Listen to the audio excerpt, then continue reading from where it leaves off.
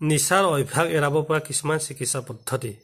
মদ খোৱা অভ্যাস এৰাবলৈ যিমান বেছি পাৰি আপেল খোৱালে মদৰ নিচা এৰা দিয়ে। আফিঙৰ নিচাও দূৰ হয়। কিন্তু আপেল যদি সিজাই খোৱাৰ অভ্যাস কৰা হয়, মদ খালে নিচাটো যায়েই, লগতে মদৰ প্ৰতিও ঘৃণা উপজে। কেৱল মদেই নহয়, সকলো ধৰণৰ নিচাৰ প্ৰতিয়ে বিতৃষ্ণা জন্মে। প্ৰতিদিনে দুকুকৈ নহৰু কেঁচাই খাবলৈ ল'লেও মদৰ প্ৰতি হেঁপাহ কমে। ২ নম্বৰতে আফিং বা কানিৰ নিচা এৰাবলৈ আজিকালি আমাৰ দেশত আফিং খোৱাৰ প্ৰচলন কমিছে। তাৰ ঠাইত বিস্তৃতভাৱে ব্যৱহাৰ হয় বিড়ি, চিগাৰেট, চাধা।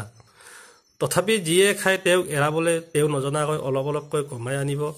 দিনে এটা মটৰৰ পৰিমাণ কমালে বিশেষ প্ৰতিক্ৰিয়া নহ'ব আৰু তেওঁ ঘিউ, গাখীৰ যিমান পাৰি বেছিকৈ খাবলৈ দিয়ক। অলপ কিছুদিনৰ ভিতৰতে আফিঙৰ বা কানিৰ প্ৰতি আগ্ৰহ কমি যাব। দিনে ৮ৰ পৰা ১০ বাৰ ৫০ৰ পৰা ৬০ মিলিলিটাৰ গাখীৰ, মাখন, ঘিউ, মালাই, ৰাবৰি, হালোৱা আদি বেছিকৈ খাবলৈ দিব লাগিব। জনি গুৰি কৰি ৰাখিব আৰু আফিং বন্ধ কৰাৰ পাছত কিবা প্ৰতিক্ৰিয়া হ'লে জনি ১ বা আধা চামুচ মুখত লৈ চুহি চেলেকি খাব। আফিং নহ'লেও চলিব। বিড়ি, চিগাৰেট, চাধা এৰাবলৈ ১০০ গ্ৰাম জনি আৰু ১০০ গ্ৰাম গুৱামৰি, ৬০ গ্ৰাম বিট লুণ বেলেগে বেলেগে গুৰি কৰি লওক আৰু মিহলাওক। এই মিশ্ৰণৰ ওপৰত 2টা নেমু টেঙা ৰস মিহলাই দিব।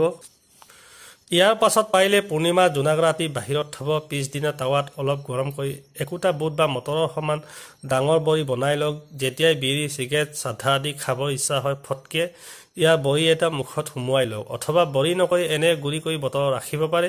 তেতিয়াহে একে পৰিমাণৰ গুৰি আদি মুখত লৈ চুহি চেলেকি থাকিব।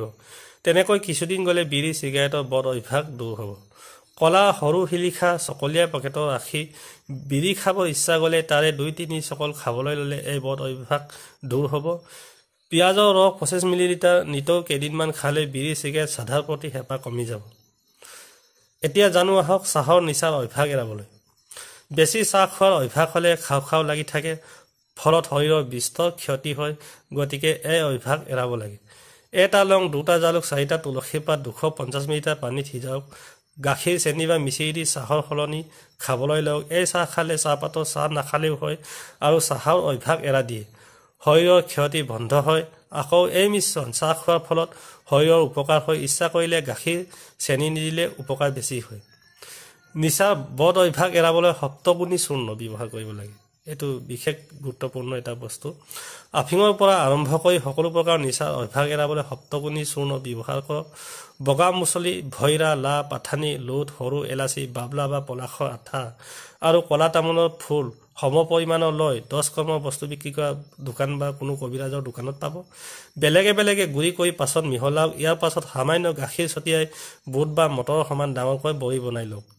নিচা এৰাবলৈ এটা বড়ি অনবৰত মুখত ৰাখিব, চুবাব নালাগে। মুখত ৰাখিলে 2-3 দিনলৈ গলি নাযায়। কিবা খাব লগা হ'লে বড়িটো উলিয়াই থৈ, খোৱা লোৱা হ'লে বড়িটো ধুই আকৌ মুখত সুমুৱাই ল'ব। ৰাতি উলিয়াই থ'ব পাৰে, নহ'লে পেটলৈ যাব পাৰে, গ'লেও একো নহয় বাৰু। বৰং মহিলাসকলৰ ঋতুস্ৰাৱৰ গণ্ডগোল থাকিলে নিয়মিতহে হয়। এই বড়ি যেতিয়ালৈকে মুখত থাকে কোনো নিচা খাবলৈ ইচ্ছা নহয় আৰু কিছুদিন গ'লে নিচা খোৱাৰ অভ্যাস দূৰ হ'ব। মদ খোৱা অভ্যাস এৰাবলৈ যিমান বেছি পাৰি আপেল খোৱালে মদৰ নিচা এৰা দিয়ে। আফিঙৰ নিচাও দূৰ হয়। কিন্তু আপেল যদি সিজাই খোৱাৰ অভ্যাস কৰা হয়, মদ খালে নিচাটো যায়েই, লগতে মদৰ প্ৰতিও ঘৃণা উপজে। কেৱল মদেই নহয়, সকলো ধৰণৰ নিচাৰ প্ৰতিয়ে বিতৃষ্ণা জন্মে। প্ৰতিদিনে দুকুকৈ নহৰু কেঁচাই খাবলৈ ল'লেও মদৰ প্ৰতি হেঁপাহ কমে।